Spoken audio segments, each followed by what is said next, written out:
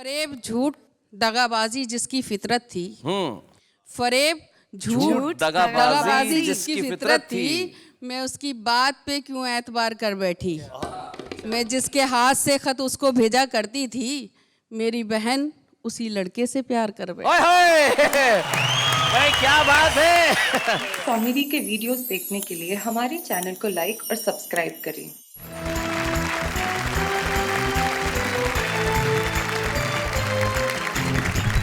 स्वागत है आपका उस महफिल में जहां पे हंसी ठहाके मुस्कुराहट तो है ही, लेकिन जिंदगी से जूझते हुए कुछ सवाल भी हैं। यानी कि वो महफिल जिसका नाम है वाह वाह क्या बात है। हमारे तीनों कवि मित्र हमारे साथ बैठे। सबसे पहले जो मंच के इस कोने पे ये जो कंठ लंगोट लगाए बैठे हैं। कंठ लंगोट? नहीं, हिंदी है भाई, मैं भूल गया था। जैसे अंग्रेजी में तुम टाई कहती हो। टाई? जी जी। तो इस टाई में बड़े खूबसूरत से नौजवान जो फरीदाबाद हरियाणा से हमारे बीच में आए हैं और हास्य कविताओं पे इनकी पकड़ है, गा के भी पढ़ते हैं और तहत में भी पढ़ते हैं। और नाम है इनका दीपक गुप्ता। दीपक गुप्ता के पास में जो बैठी हैं उनका नाम अना दहलवी। अना दहलवी, जैसा कि जाहिर होता है कि दहलवी इसलिए कि आप दिल्ली से, आप मूलतः शुरू से दिल्ली में ही हैं? बीच में चली गई थी। बीच में चली गई थी और अब फिर दिल्ली में है। शादी होके वापस वहीं आ गई। क्या बात है। अना दहलवी एक बड़ी मशहूर शायरा है जो बहुत बढ़िया शेर कहती है और उनका खास अंदाज है अपने शेर कहने का। तो क्यों ना हम मिलकर एक बार जोरदार तालियां बजाएं अना दहलवी। उसके बाद ये जो मित्र हमारे सज्जन बैठे हैं, बिल्कुल जिनका चमकता हुआ ललाट है और जो चेहरे पे मुस्कुराहट है, सुभाष काबरा इनका नाम है। इनके लिए मैं अक्सर एक शेर कहा करता हूं कि मैं तो अकेला ही चला था जानिब मंजिल मगर लोग मिलते गए कारवां बनता गया। और इनके लिए मैं कहता हूं कि मैं तो अकेला ही चला था जानिब मंजिल मगर लोग मिलते गए काबरा बनता गया। सुभाष काबरा के लिए जोरदार तालियां। अक्सर लोग मेरे लिए कोबरा कह देते हैं, आपने पहली बार ढंग से काबरा कहा। नहीं, मैं भाभी के प्यार का शब्द तो आपको कैसे कह सकता हूँ। वो जो कहती है घर में वही ठीक है, लेकिन आप तीनों यहाँ पे उपस्थित हैं। तो आइए कविता की इस महफिल को शुरू करते हैं और सबसे पहले बुलाते हैं उसे जो स्वयं को कई वर्षों से नौजवान कह रहा है। हम चाहते हैं कि दीपक गुप्ता यहाँ आए और सुनाए और हम उनके लिए तालियां बजाएं। दीपक गुप्ता।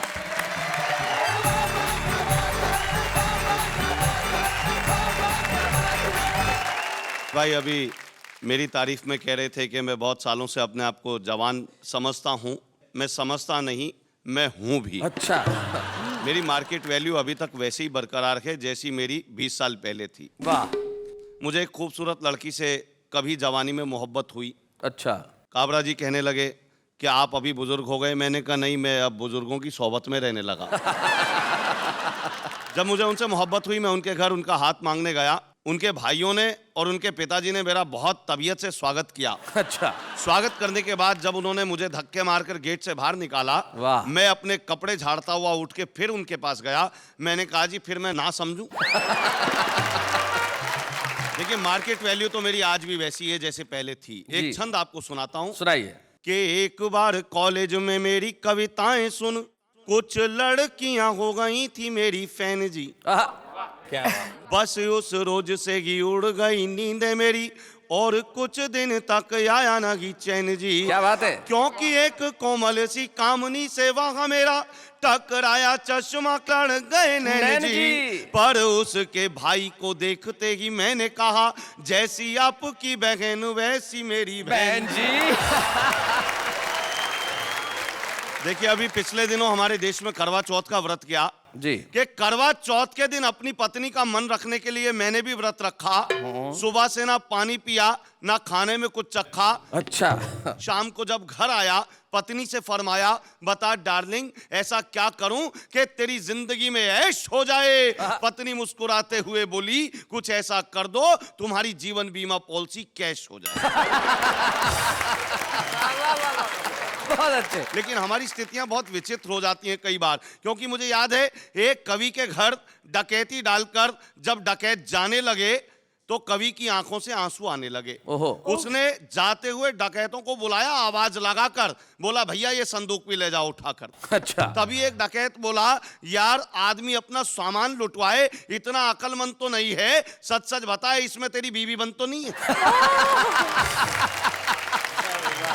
कवि बोला भैया ऐसा है तुमने मेरी बात सुनकर खाम खा ही मूछें ऐठी हैं, बीवी तो अलमारी में बंद है, इसमें तो सासू जी बैठी हैं।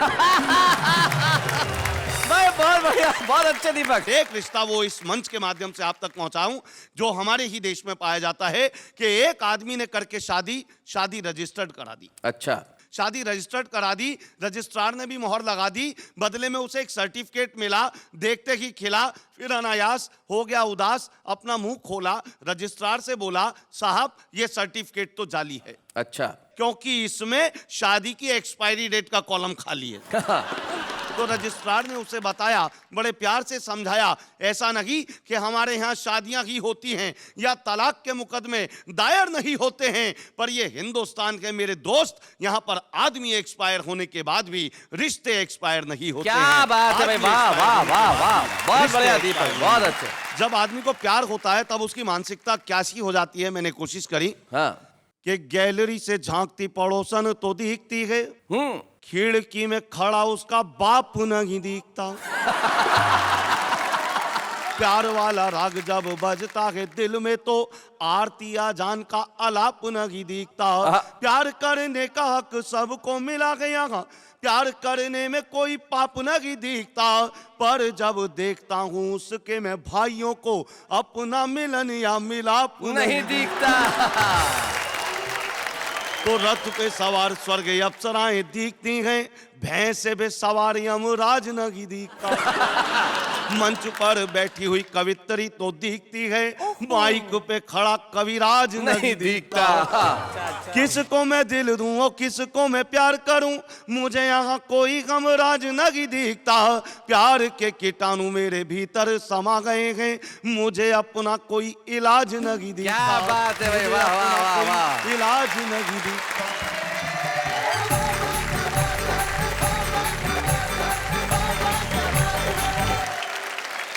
भाई दीपक, जब प्यार के कीटाणु किसी में समा जाए तो फिर सचमुच इलाज नहीं दिखता। लेकिन जब तुम मोहब्बत की बात कर रहे थे, मैं अना दहलवी को बड़े ध्यान से देख रहा था। अना कह रही थी कि भाई मोहब्बत की पीएचडी करने वाली तो यहाँ पे बैठी हुई है और तुम ये 5वीं क्लास के स्टूडेंट क्या बात कर रहे हो। हम अना दहलवी से सुनते हैं कि आखिर मोहब्बत में होता क्या। जरा जोरदार तालियां बजाएं अना दहलवी के लिए।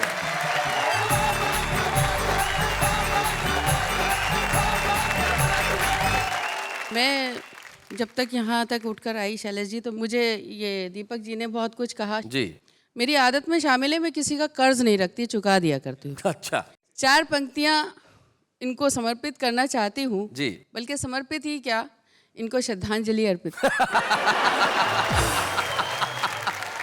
गुफ्तगू में हया के ताले हैं।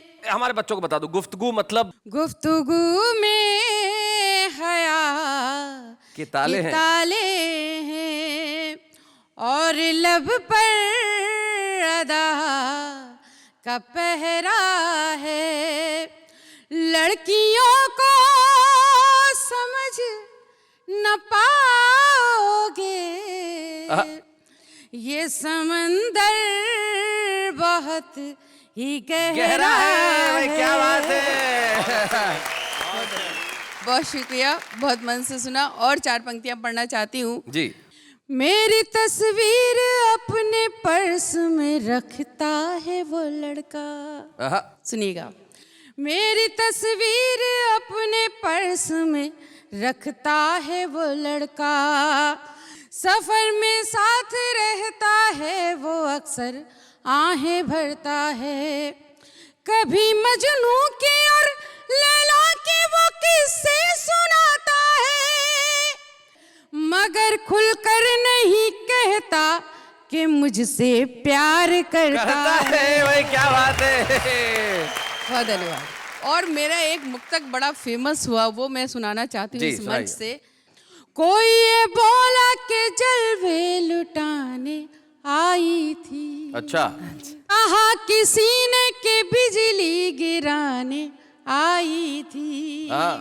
जरा सी बात के अफसाने बन गए कितने, मैं अपनी छत पे दुपट्टा सुखाने आई थी। अरे भाई क्या बात है। वाह वाह, भाई बहुत अच्छे। 4 पंक्तियां सुनेगा। फरेब झूठ दगाबाजी जिसकी फितरत थी, फरेब झूठ दगाबाजी जिसकी फितरत थी, मैं उसकी बात पे क्यों एतबार कर बैठी। मैं जिसके हाथ से खत उसको भेजा करती थी, मेरी बहन उसी लड़के से प्यार कर बैठी। ओए होए! भाई क्या बात है। और अब ये गीत मेरी तरफ से दीपक जी को समर्पित है। और ऐसा नहीं है कि सुभाष काबरा जी ने अपनी उम्र में इश्क नहीं किया होगा, वो भी कर रहे होंगे, कोई ठीक नहीं है अभी भी कर रहे हो, तो उनको भी समर्पित है सुनिएगा। तेरे हाथ में दे दूं हाथ, अरे रे बाबा ना बाबा, क्या बात है। तेरे हाथ में दे दूं हाथ, अरे रे बाबा ना बाबा, तेरे प्यार की क्या औकात, अरे रे बाबा ना बाबा। और ये बंद सुनिएगा। मेरी दुनिया भोली भाली, मेरे सपने सीधे साधे, तेरी उल्टी ही पुल्टी कसमें, तेरे आड़े तिरछे वादे। मुझे गांव से लेकर उड़ जा, मुझे मन का देश दिखा दे। मैं कहती हूँ जब भी तुझसे, मुझे लंदन सैर करा दे। तू कहता है चल गुजरात, अरे बाबा ना बाबा। और इसका बंद खास तौर पे समर्पित करती हूँ शैलेश जी आपको, कि अगर शायरी हो तो मन मिले सुनिएगा जी। मेरा जौबन भीग न जाए, ये सोच के मैं घबराऊं। आवाज किसी ने दी है, जाऊं तो मैं कैसे जाऊं। क्या बात है। बादल की नजर है मुझ पर, बूंदों के लगे हैं फेरे। मिट्टी का बदन है मेरा, कागज के हैं कपड़े मेरे। बड़ी जोर की है बरसात, अरे रे बाबा ना बाबा। बड़ी जोर की है बरसात, अरे रे बाबा ना बाबा। और आखिरी बंद, अब आप जिसका जी चाहे उसको समर्पित करें, बल्कि मैं नेहा जी से कहूंगी कि उनके पास वाले को समर्पित कर दें, ज्यादा अच्छा होगा। सुनिएगा जी। मैं हाथ छुड़ाना चाहूं, तू हाथ दबाना चाहे। मैं बंद करूं दरवाजे, तू अंदर आना चाहे। तू अंदर आना चाहे। मैं आगे आगे भागूं, तू पीछे पीछे आए। मैं आँख चुराऊं तुझसे, तू देख के आँख दबाए। तू भूत है या जिन्नात, अरे तू भूत है या जिन्नात, अरे रे बाबा ना बाबा।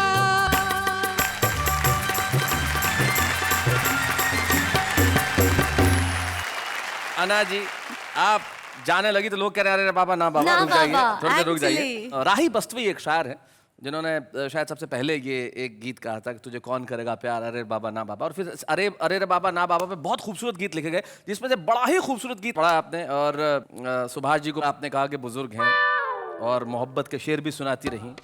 तब मुझे एक शायर के दो शेर याद आ गए। उन्होंने ये कहा कि ठंडा कारोबार पड़ा है, क्या कातिल बीमार पड़ा है। ठंडा कारोबार पड़ा है, क्या कातिल बीमार पड़ा है। और जिस दिन थी त्योहार की छुट्टी, उस दिन ही इतवार पड़ा है। जी सुभाष भाई, केवल एक शेर सुनाना चाहूंगा। जी इरशाद इरशाद। बातें करती ये कैसी कैसी है, मैं तो समझा था अबला जैसी है। इनके शौहर पे रहम करना खुदा, जिनके घर में ये बला ऐसी है। माफ करना, मैंने पहले ही कहा था कि मैं किसी का कर्ज नहीं रखती हूँ। कर्ज वापस चुका दीजिए। एक जुगनू की जिसमें ताब नहीं, वो है बेताब जुगनुओं के लिए। हाँ। कब्र में दोनों पाँव हैं लेकिन दिल धड़कता है लड़कियों के लिए। लेकिन मजे की बात यह है कि आना दहलवी जी के शौहर जफर साहब खुद यहाँ पे मौजूद हैं। भाई कमाल है। मैं ऐसे पुरुषों का बहुत सम्मान करता हूँ जफर साहब, जो अपनी पत्नी की प्रतिभा को पहचानते हैं और सुनने के लिए भी, आप उनका साथ देने के लिए यहाँ पे उपस्थित हैं। और खुद आप बहुत बढ़िया शेर कहते हैं, तो क्या कहना है आपका। मेरी एक गजल है, उसके दो मतले और एक शेर पहुंचाता हूँ। यूं भी अक्सर साथ निभाना पड़ता है। अच्छा। यूं भी अक्सर साथ निभाना पड़ता है, हम सफरी का बोझ उठाना पड़ता है। दूसरा मतला है, हर रिश्ते का कर्ज चुकाना पड़ता है, हर रिश्ते का कर्ज चुकाना पड़ता है। दिल में दिल का दर्द छुपाना पड़ता है। आहा, दुनियादारी इतनी भी आसान नहीं, दुनियादारी इतनी भी आसान नहीं। सबसे रस्मन हाथ मिलाना पड़ता है। क्या बात है भाई, वाह वाह वाह वाह वाह वाह, बहुत अच्छे, बहुत बहुत शुक्रिया जफर साहब, thank you so very much. और जैसे कि हम जोड़ी पे बात कर रहे हैं, तो आज जोड़ी कमाल की है। तुम कुछ कहना नहीं चाह रही बहुत देर से? मैं कब से कहना चाह रही हूँ जी। कि इतनी अच्छी खूबसूरत जोड़ी के बाद, उसको देखने के बाद मुझे एक सवाल पूछना है। जी पूछिए। क्या सचमुच जोड़ियां स्वर्ग में बनती है? बड़ा मुश्किल सवाल है। आज के जमाने में ट्रेन में, बस में, सड़क पे और तो और फुटपाथ पे जोड़ियां बनती, तो स्वर्ग में बनने का इंतजार कौन करे भाई? तो भाई जोड़ियां स्वर्ग में बनती है नहीं ये तो पता नहीं, लेकिन सुभाष काबरा की हास्य कविता से जोड़ी लगभग 35 वर्ष पहले बनी और बहुत सालों से कवि सम्मेलन करते रहे, संचालन करते रहे। उनकी किताब मैंने देखी तो उनकी किताब के पिछले भाग में इनका परिचय बड़ा, बहुत ही जिसको कहते हैं इंटरेस्टिंग परिचय लिखा हुआ है। खुद का नाम है, बोले इतने सारे प्रोग्राम किए, इतने सारे प्रोग्राम लिखे गए, घर में एक बीवी है, ऐसे सब परिचय में लिखा। 2 बच्चे हैं और वो तमाम रिश्तेदार हैं जो अमूमन पाए जाते हैं। एक लोन पे ली हुई कार है, एक कंप्यूटर है जिसमें ब्रैकेट में लिखा हुआ है जिसे चलाना नहीं आता, एक फ्लैट है जिसकी किस्तें अभी तक चुकाई नहीं गई। ये सारी ईमानदारी से जो आदमी परिचय दे सकता है वो कोई निश्चित तौर पे हास्य कवि ही हो सकता है। तो ऐसे हास्य कवि सुभाष काबरा आइए हमारे बीच में।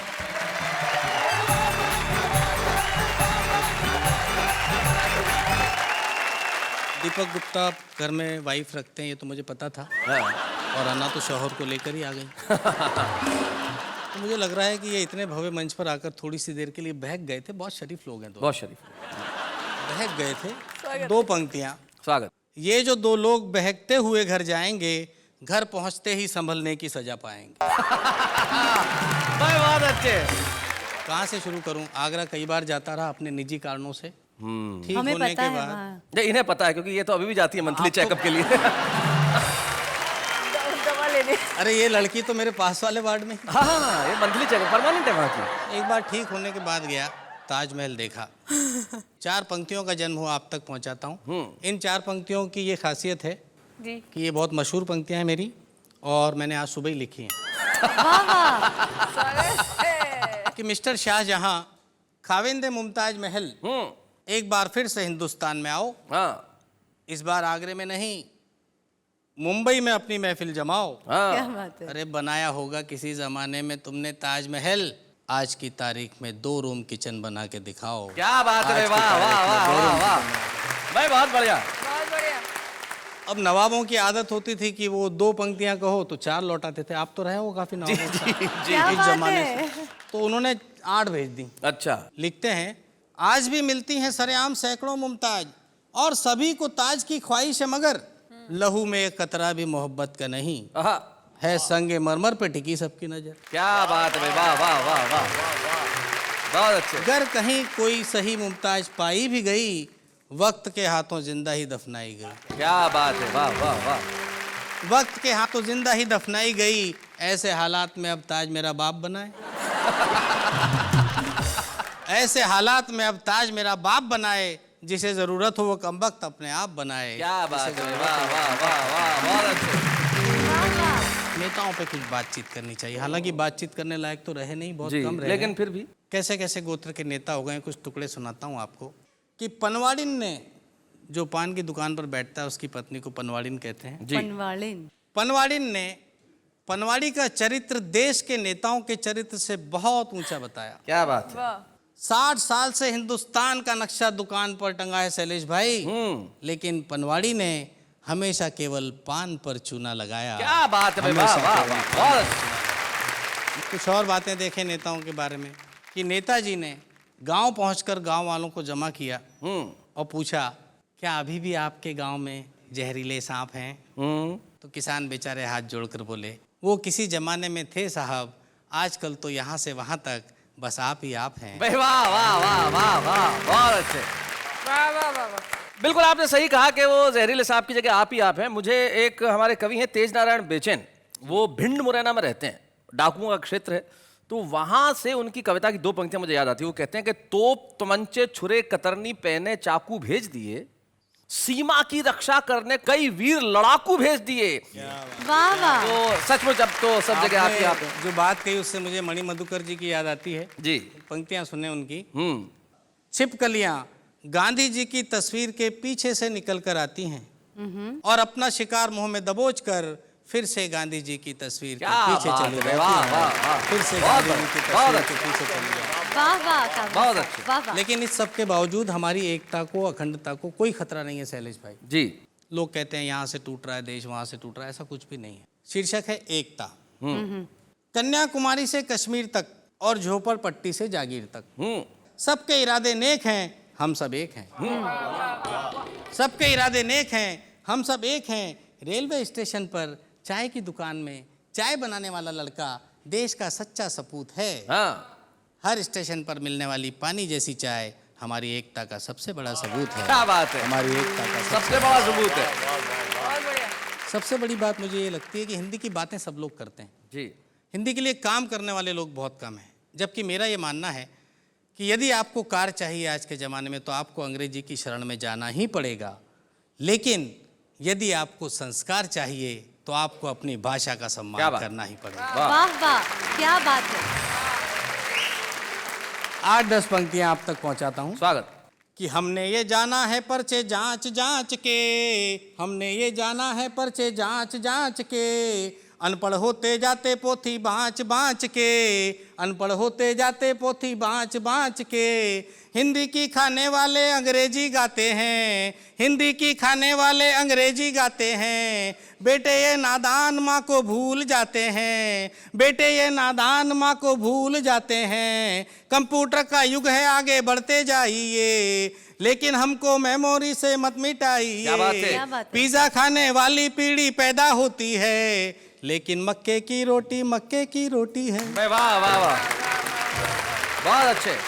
4 से पंक्तियां और कि कुदरत के सब कानूनों को शैदा करना है, कुदरत के सब कानूनों को शैदा करना है। लेखक का लिखना तो बच्चा पैदा करना है। वाह। हमने तुमको बच्चा पहलवान सा दिया, तुमने उसको पोलियो का दर्द दे दिया। चलने से लाचार, सोच से गूंगा हो गया, एक जरा सी भूल से मेरा बचपन खो गया। जिस बचपन की खातिर मैया पल पल रोती है, क्योंकि मक्के की रोटी मक्के की रोटी है। वाह वाह वाह वाह वाह, बहुत बढ़िया।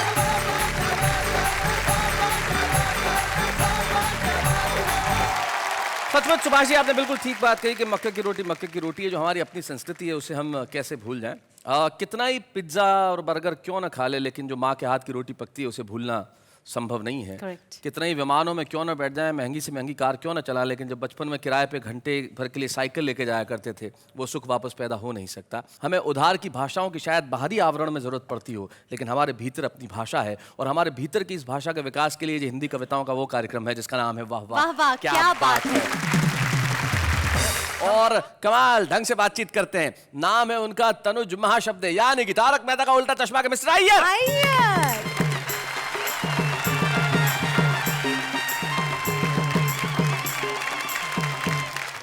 आज मैं आपको यहाँ पे जैमिनी हरियाणवी जी का एक कविता सुनाने आया हूँ। क्या बात है भाई, वाह, बहुत अच्छे। एक दिन एक पड़ोस का लड़का मेरे को आकर बोला, चाचा जी आपकी स्त्री दे दो। हाँ चुप, ये लड़का क्या बोल रहे हैं? मैंने अपनी घरवाली की तरफ किया इशारा और फिर उसको बोला, ले जा, वो बेटी है। अय्यर भाई, वो पहले थोड़ा शर्माया, हाँ।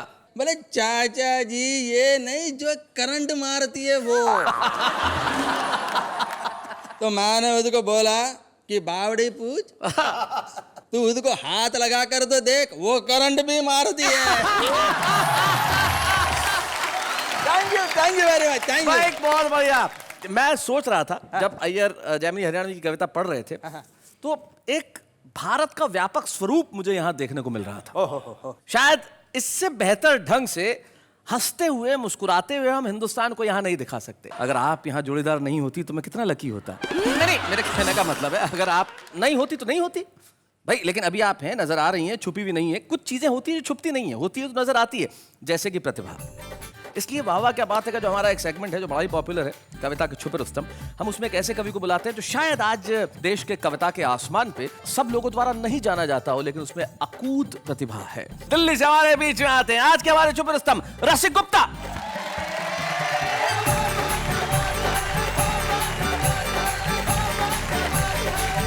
नमस्कार।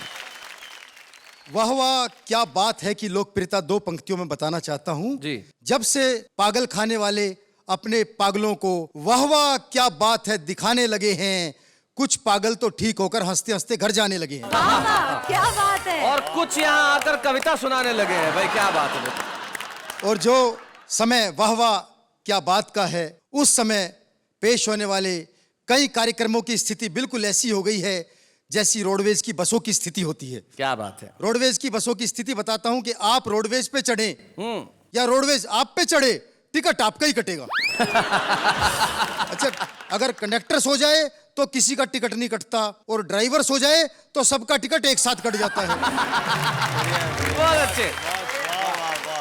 आज यदि देशभक्ति बची है तो केवल जेब कतरों में बची है। ओहो। 4 पंक्तियों का मजा लीजिएगा। सुनाओ रसिक। कि जेब कतरे का बेटा बोला, हे ईश्वर, नहीं मांगता आपसे कोठी बंगला महल किले, ना इंग्लैंड में ना फ्रांस में ना इटली में, मुझे तो बस हर जन्म भारत में ही मिले। अच्छा।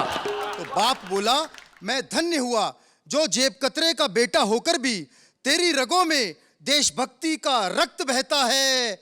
बेटा बोला, ये बात नहीं है पापा, वहां ठंड इतनी ज्यादा है कि लोगों का हाथ अपनी जेब में ही रहता है।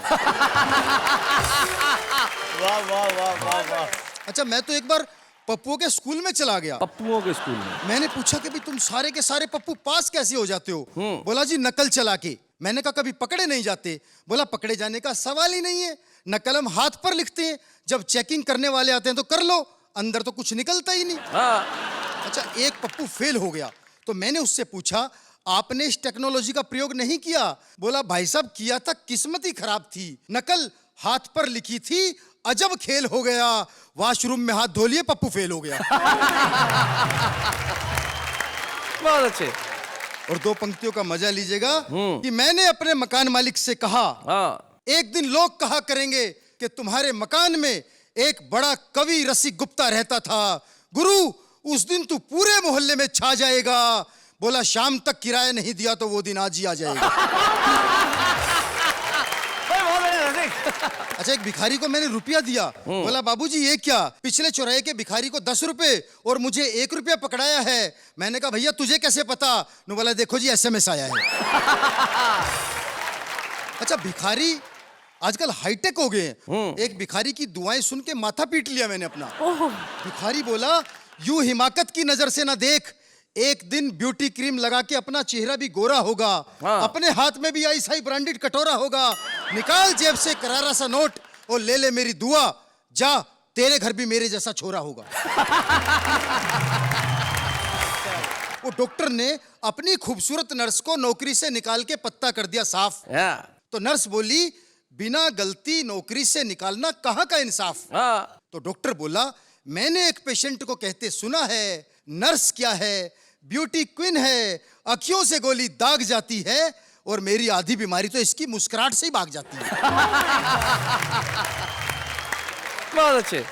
अच्छा, आजकल स्थिति नर्सों से प्यार व्यार बड़ा खतरनाक होता है जी। मैंने 4 पंक्तियां लिखी कि नर्स से पेशेंट बोला, सुन प्रिय बात मेरी, सबसे निराली तेरे गालों की ये लाली है, दिल को चुराने वाली, सपनों में आने वाली, रखी मैंने हॉट सीट तेरे लिए खाली है। Hot seat?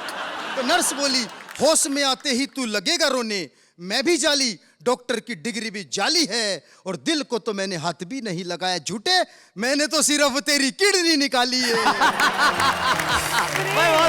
बहुत अच्छे रसिक। कविता क्या है?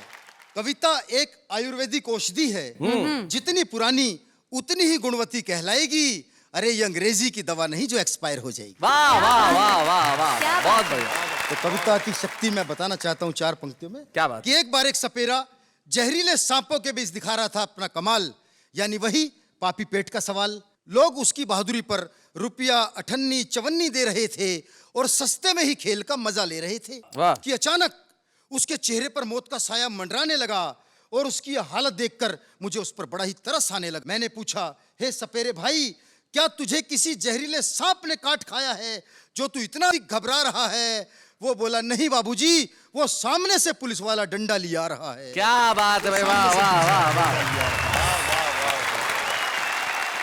आपने बिल्कुल सही कहा कि कविता आयुर्वेदिक औषधि की तरह है जो समय के साथ गुणवती होती जाती है। अंग्रेजी दवाई नहीं है जो एक्सपायर हो जाएगी। कविता कभी मरती नहीं, शब्द कभी मरते नहीं, कविता हमेशा जिंदा रहती है। और आपने जो शब्द सारी दुनिया को सुनाए हैं और जो शब्द लोगों तक पहुंचे हैं वो सिर्फ आप ही को रसिक नहीं रहने देंगे। करोड़ों लोग आज आपके रसिक हो जाएंगे और जब करोड़ों लोग आपके रसिक हो जाएंगे तो फिर आप गुप्त कहाँ रहेंगे। हम चाहते हैं कि आप सारी दुनिया में छाएं और हम एक स्मृति चिन्ह वाह वाह क्या मंच से आपको प्रदान करना चाहते हैं। जोरदार तालियों से स्वागत करते हैं रसिक गुप्ता।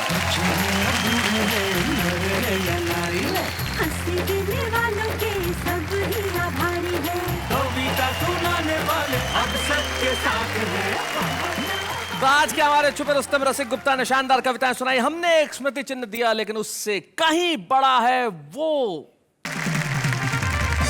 वैसे शैलेश जी, अगर हम इसी तरह से अच्छे एंकरिंग करते रहे ना तो एक दिन हम दोनों तो विश्वविख्यात जोड़ी बन जाएंगे।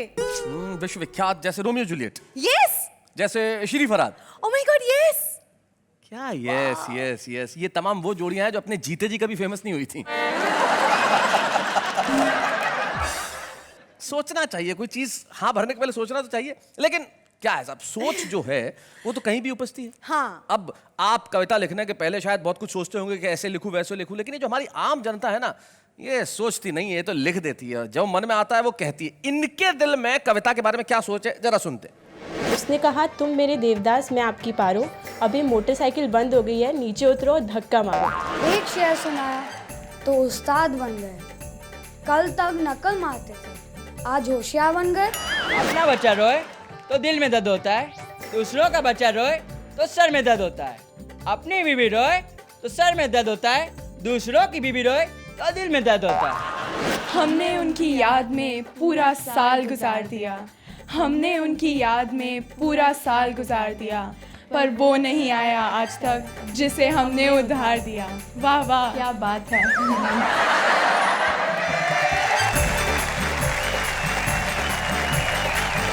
भाई मान गए।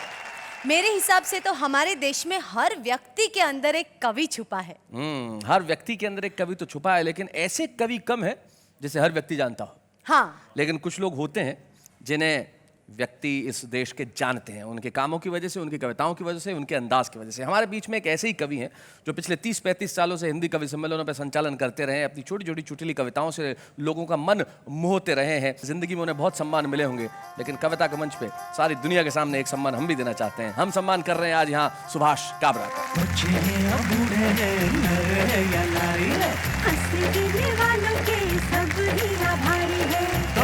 सुनाने वाले अब सबके साथ हैं। किसी के भी जीवन के अंदर सम्मान की घड़ी और महत्वपूर्ण हो जाती है और बड़ी हो जाती है जब उसके परिवार का कोई सदस्य वहां पर उपस्थित हो। और परिवार के सदस्य में भी यदि कोई माँ अपने पुत्र का सम्मान होते देखे तो उससे बेहतर क्या हो सकता है। करेक्ट। आज हमें बड़ी खुशी है कि हमारे साथ सुभाष काबरा की माताजी श्रीमती लक्ष्मी देवी और उनकी बहन मीरा होलानी उपस्थित है। माताजी, ये क्षण जो है आपके लिए और सुभाष दोनों के लिए ही बहुत महत्वपूर्ण क्षण है। और जब पहली कविता लिखी थी सुभाष काबरा ने, तब आपका पहला याद है आपको क्या रिएक्शन रहा था? तो वो पढ़ती थी, मैं जरूर लिखी कविताएं। अच्छा, आप इनकी कविताएं पढ़ती थी? हाँ। आपको सुनाते भी थे कभी कविता? हाँ। इनकी कौन सी कविता सबसे ज्यादा पसंद आती है आपको? चिमटे से घसीटा, कॉलर से घसीटा, ऐसा कुछ। अच्छा, मतलब आपको ये पसंद आया कि इन्होंने बहू को चिमटे से घसीटा, आपको इसमें आनंद आया बस है? बहू ने नहीं, बहू ने नहीं, भाई बहू ने घसीटा। अरे अरे अरे, तब आपको आनंद आया भाई। क्या मेरी पीड़ा थी इसलिए पीड़ित हुई। आपकी पीड़ा थी इसलिए आप पीड़ित हो गई। क्या बात है। मीरा, आप कुछ कहना चाहेंगी? कितने बड़े हैं आपसे उम्र में? मुझसे उम्र में तो बड़े हैं ही, लेकिन अभी तक की जिंदगी के हर फैसले में, हर चीज में मेरे पिताजी की तरह इन्होंने पूरा योगदान दिया है। क्या बात है मीरा। लेकिन मेरा मूल प्रश्न अभी भी वहीं खड़ा है कि आपसे कितने बड़े हैं? आप छोड़ेंगे नहीं? देखिए, बताइए जरा। जैसे उम्र नहीं पूछी जाती औरतों की। मैं तो इनकी पूछ रहा हूँ। आपसे कितने बड़े हैं? ये आप माताजी से पूछिए।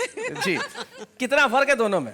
इनमें 15 साल। 15 साल बड़े। तो यानी आपके बीच में बचपन में कभी झगड़े जैसी बात तो कभी हुई नहीं होगी? नहीं नहीं, बिल्कुल नहीं। पिता स्वरूप इन्होंने आपको हमेशा प्यार दिया। सुभाष, आज आपके सम्मान पे आप कुछ कहना चाहेंगे? 4 पंक्तियां कि हम मंच के लोगों का इतना सा फसाना है, रोने को नहीं कोई, हंसने को जमाना है। हर सुबह है शिक्षा की, हर रात परीक्षा की, इम्तिहान में बैठे हैं, परिणाम अजाना है। भाई वाह वाह वाह वाह।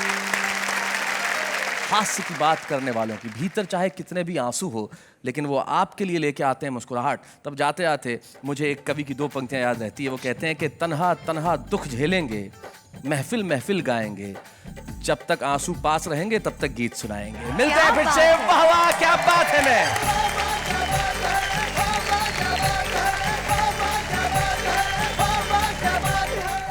कॉमेडी के वीडियोस देखने के लिए हमारे चैनल को लाइक और सब्सक्राइब करें।